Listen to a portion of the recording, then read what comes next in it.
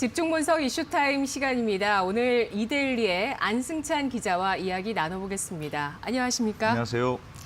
자, 오늘 이슈 관련 뉴스부터 확인해 보도록 하겠습니다. 매일경제입니다.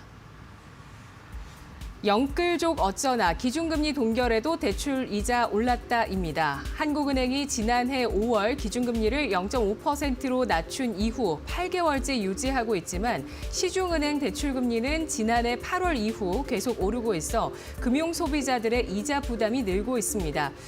신한은행의 경우 지난해 11월 말 기준 주택담보대출 금리는 2.45%에서 3.7%였으나 12월 말 기준 2.52%에서 3.77%로 급등했습니다. 네, 요즘 시중금리라고 볼 수 있는 대출금리가 상승세를 보이고 있다는데요. 추이가 어떻습니까? 요즘 시중금리가 전반적으로 상승한 추세를 보이고 있습니다. 말씀하셨던 대로 이제 그런 시중금리 상승이 신규 대출, 그러니까 주택담보대출이라든가 대출금리에도 영향을 조금 미친다고 볼 수 있는데요. 보통 시중금리 하면 국고채 3년 금리가 어떻게 되느냐 이걸 보거든요. 근데 작년 초에는 이게 한 1.45% 정도였어요. 근데 이게 코로나가 굉장히 심했던 여름에는 0.75%까지 많이 떨어졌었거든요. 근데 지금 이게 1% 수준으로 다시 올라왔습니다. 그러니까 이렇게 전반적으로 시중금리가 상승하는 추세가 이 대출금리에도 조금 영향을 미쳤다 이렇게 볼 수는 있을 것 같습니다. 네. 계속해서 이 금리에 대한 이슈가 떠오르고 있습니다. 이 금리라는 것이 이제 상승을 하게 되면은 좀 양면성이 있는 게 경기가 회복되기 때문에 올라간다라고 볼 수도 있고요.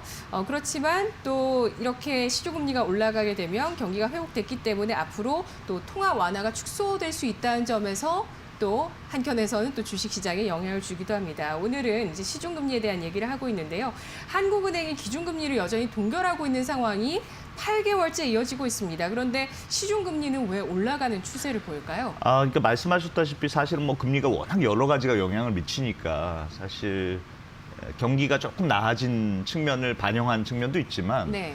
최근의 시중금리 상승은 정부의 예산 영향 때문이 많다 이렇게 분석이 지금 많은 분석인데요. 예를 들어서 그러니까 지금 가뜩이나 정부 올해 예산이 뭐 슈퍼 예산이라고 해서 500조 원이 훨씬 넘잖아요. 여기다가 최근에 재난지원금도 한 9조 3천억 원 정도 지급하겠다 이렇게 정부가 발표를 한 게 지금 시중금리를 계속 영향을 미치고 있습니다.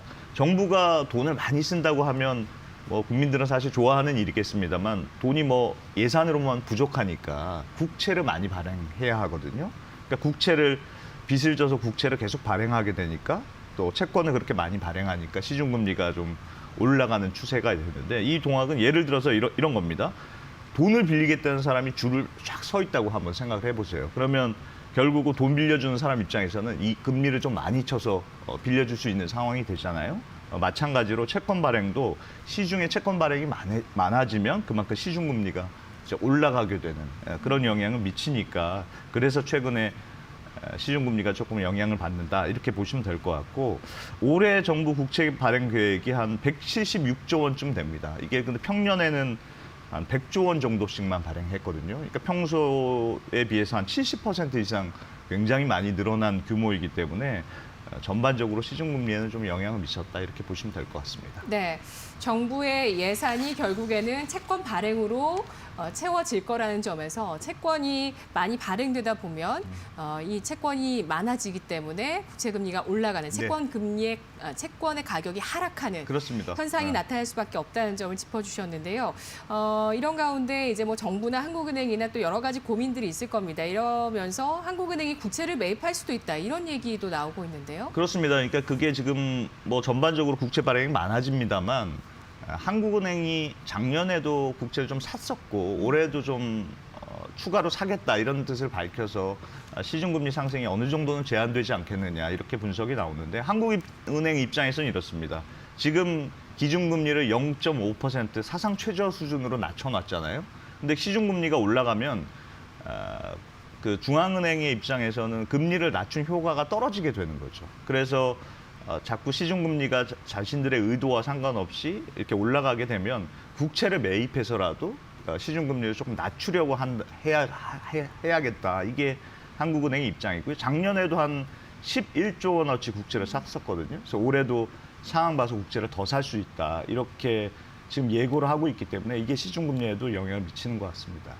채권을 서로 경쟁적으로 막 발행하고 있었던 차에 한국은행이라는 아주 큰 기관이 나타나서 채권을 막 사들이기 시작하면 굳이 금리를 높게 채권을 발행할 필요가 없잖아요. 그래서 전체적으로 채권 가격이 떨어지게 되고 그런 역할은 이제 한국은행이 국채 매입을 통해서 조금 시장에 개입하겠다 이렇게 보시면 될 것 같습니다.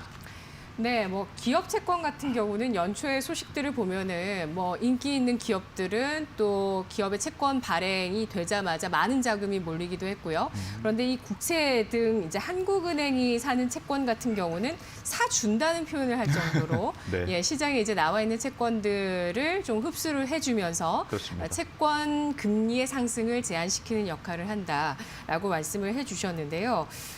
대출 금리가 올라가고 있는 가운데 예금 금리는 별로 올라가지 않았습니다. 이건 또 어떻게 우리 입장에서는 받아들여야 될지. 이게 사실 뭐 예. 소비자분들, 청취자분들 입장에서는 굉장히 속상하실 텐데 네. 대출 금리는 계속 올라가는데 예금 적금 해봤자 굉장히 쥐꼬리만한 이자만 준다. 그래서 불만이 많으실 텐데 실제로 이 두 가지 차이를 보는 게 이제 예대금리 차라는 걸 보거든요. 예금하고 대출금리의 차이다 이런 뜻인데 예대금리 차가 최근 나온 숫자를 보니까 1.81%포인트를 차이로 커졌습니다. 그러니까 이 말은 은행이 1% 이자를 주고 예금을 받아서 거기다 이제 1.81%를 보태서 한 2.81% 죄송합니다. 2.81%로 대출을 해주고 있다 이런 뜻이거든요. 이게 이제 이런 예대금리 차이가 거의 4년 만에 가장 큰 폭으로 늘어난 수준입니다. 예대금리 차이가 커지면 은행들 입장에서는 굉장히 좋죠. 은행들은 굉장히 싼 값에 돈을 받아서 비싼 값에 대출을 해주니까 네. 뭐 은행은 남는 장사가 되는 건데 왜 이런 일이 벌어졌느냐? 이것도 사실은 정부의 영향이 큽니다. 자꾸 뭐 정부 탓을 하는 것 같아서 좀 미안하긴 한데 무슨 말이냐면 지금 은행들이 대출해 주는 거 정부가 굉장히 막고 있는 추세거든요. 그러니까 부동산 대출도 굉장히 까다로워졌고 여기다가 최근에는 신용대출로 많이 몰리니까 작년 말부터 신용대출도 해주지 말라. 이게 지금 정부 당국의 입장이고 고액 직장인 신용대출은 굉장히 많이 줄어드는 추세입니다. 이렇게 되면 은행들 입장에서는 내가 대출해 줄 수 있는 돈은 제한이 돼 있으니까 굳이 뭐 예금 많이 주고 예금을 많이 받을 이자를 많이 주고 예금 받을 필요가 없잖아요. 그래서 금리를 좀 높여서 부르는 추세다. 그래서 대출 금리가 예금 금리에 비해서 좀 더 올라간다 이렇게 보시면 될 것 같고 네. 사실은 일반적으로는 대출 금리가 올라가면 예금 금리도 따라 올라가죠. 왜냐하면 대출을 해주려면 재원이 있어야 되니까요. 그래서 대출을 많이 해주다 보면 예금을 좀 더 받으려고 예금 이자를 이제 높이게 됩니다. 그럼 예금 이자가 들어오니까 그 돈으로 이제 대출을 조금 더 해주면 되는데 네. 지금 상황은 예금 이자를 받을 필요는 많이 없고 지금 대출을 해줄 수 있는 재원이 대출을 해줄 수 있는 한도가 적기 때문에 그래서 굳이 예금 금리를 올리지 않더라도 비싼 금리로 대출해줘도 되겠다 이렇게 은행에 생각합니다. 굉장히 유리한 상황이네요. 그렇습니다. 예. 그래서 마치 정부에서 자장면집에서 하루에 50그릇만 팔아라 이렇게 네. 하고 있으니까 밀가루 더 사올 필요 없이 자장면을 좀 비싸게 팔고 있는 거다 이렇게 네. 이해하시면 될 것 같습니다. 네, 그렇군요. 아주 미묘하게 이 은행 쪽에 유리한 상황들로 이어지고 있는 예금 금리와 대출 금리의 움직임입니다. 이런 모습들 속에서 사실 뭐 이제 예금 금리로 생활하시는 분들은 이 소식이 좀 안 좋은 소식이 되겠지만 또 주식 쪽의 투자자분들은 이게 또 반가운 소식이 될 수 있는 게 주식 시장으로 요즘 예금이 좀 많이 빠져나가고 있다는 소식이 나오고 있습니다. 지금 주말 사이 나온 기사를 보니까 2달 사이에 정기 예금이 10조 원 줄면서 말씀하신 신용대출은 또 7조 원 늘어나면서 이게 거의 뭐 주식으로 좀 많이 들어오지 네. 않았냐 이런 얘기가 나오고 있는데요. 주식 시장에 미치는 영향력이 있죠. 그렇죠. 예. 굉장히 정확한 지적이신데 요즘 그러니까 주식시장이 하도 뜨거우니까 예금 깨고 적금 깨고 해서 이제 주식시장으로 간다 이런 기사들 많이 보셨을 텐데 네. 사실 금리도 이런 영향을 조금 받긴 받습니다. 받을 걸로 또 예상이 되고 있어요. 이거는 말씀드렸다시피 중국집에서 밀가루가 부족해진 상황하고 비슷한 겁니다. 그러니까 밀가루가 사실은 얼마나 부족했느냐 이걸 네. 은행들은 예대율이라고 하는 걸로 보거든요. 예대율이라는 게 내가 예금 받은 것 중에 얼마나 많이 대출해 줬느냐. 네네. 이게 이제 예대율이라고 부르는데 은행들은 예대율을 100% 기준을 맞춰야 됩니다. 100% 기준이라는 건 내가 예금을 100원을 받았으면 100원을 대출해 줄 수 있다. 네. 이런 뜻이에요. 근데 지금 은행들의 예대율이 전부 다 100% 이상을 넘어섰거든요.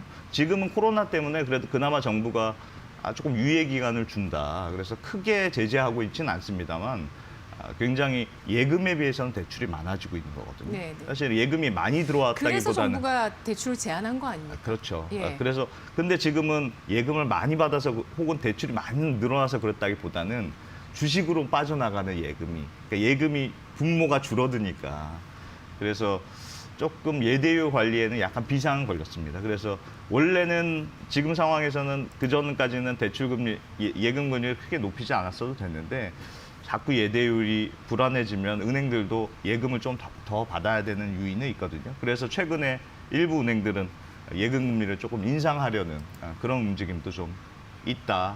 이렇게 보시면 될 것 같습니다.